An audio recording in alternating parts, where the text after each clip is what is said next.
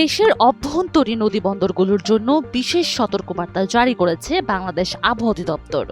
আজ শুক্রবার ৫ জুন সকাল ৯টা থেকে সন্ধ্যা ৬টা পর্যন্ত দেওয়া এক পূর্বাভাসে জানানো হয়েছে, ঢাকা সহ দেশের ১৯টি অঞ্চলের উপর দিয়ে তীব্র ঝড়ো হাওয়া সহ বৃষ্টি অথবা বজ্রবৃষ্টি হতে পারে। সহকারী আবহাওয়াবিদ কাজী জেবুন্নেসা স্বাক্ষরিত এক বিজ্ঞপ্তিতে এই পূর্বাভাস দেওয়া হয়।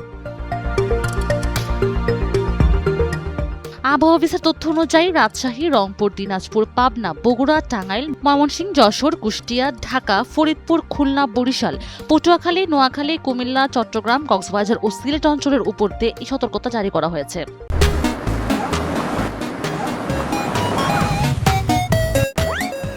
বিজ্ঞপ্তিতে বলা হয়, এসব অঞ্চলের উপর দিয়ে পশ্চিম বা উত্তর পশ্চিম দিক থেকে ঘন্টায় ৪৫ থেকে ৬০ কিলোমিটার বেগে অস্থায়ীভাবে দমকা অথবা ঝড়ো হাওয়া বয়ে যেতে পারে। সেই সঙ্গে হতে পারে বৃষ্টি বা বজ্রসহ বৃষ্টি। ঝড়ো হাওয়া ও বজ্রবৃষ্টির আশঙ্কার কারণে দেশের অভ্যন্তরীণ নৌযান ও সাধারণ যাত্রীদের সুরক্ষায় বিশেষ সতর্কতা অবলম্বনের নির্দেশ দেওয়া হয়েছে। একই সাথে উল্লেখিত ১৯টি অঞ্চলের সব নদীবন্দরকে ১ নম্বর নৌ সতর্ক সংকেত দেখাতে বলা হয়েছে। নদীপথে চলাচলকারী নৌযানগুলোকে আবহাওয়ার পরিস্থিতি পর্যবেক্ষণ করে সাবধানে চলাচলের পরামর্শ দিয়েছে আবহাওয়াবিদরা।